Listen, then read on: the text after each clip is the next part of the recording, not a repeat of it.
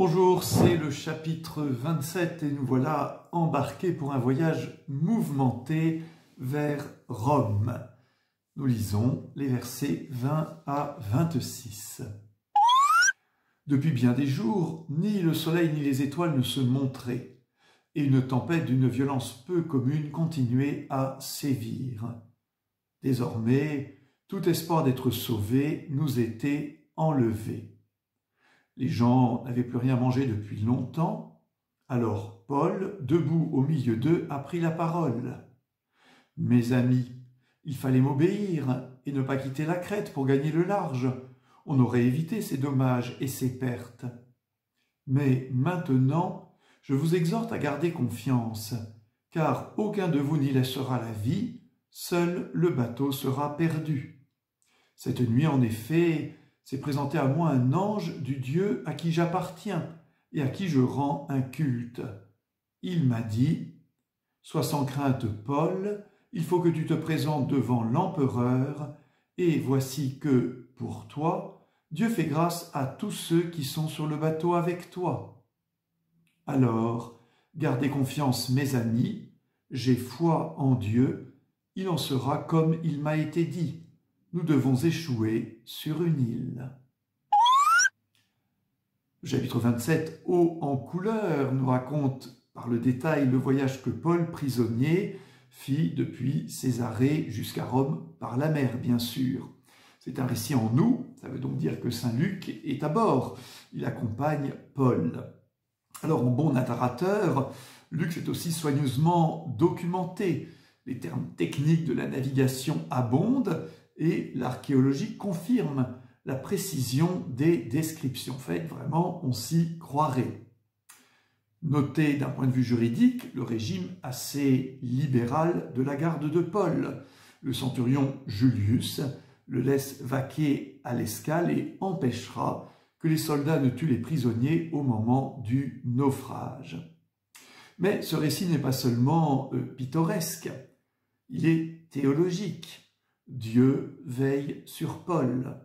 L'ange du Seigneur vient le rassurer dans l'épreuve, de même qu'un ange avait réconforté Jésus dans l'agonie. Il faut que tu te présentes devant l'empereur.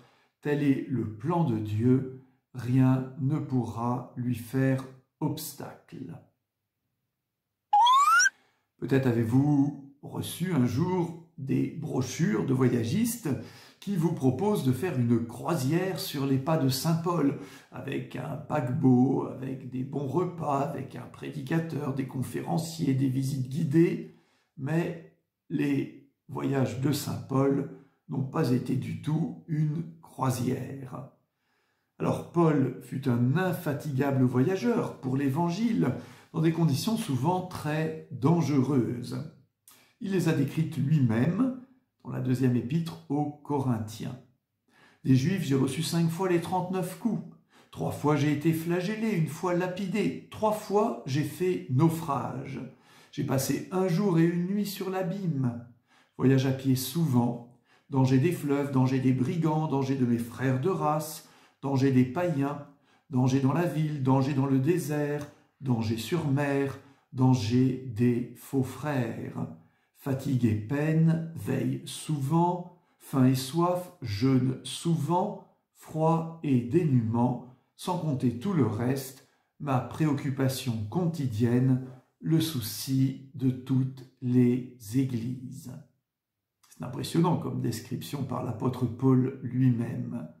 On estime qu'il a parcouru plus de 16 000 kilomètres dans l'Empire romain, pour un total de plus de 300 jours complets de voyage.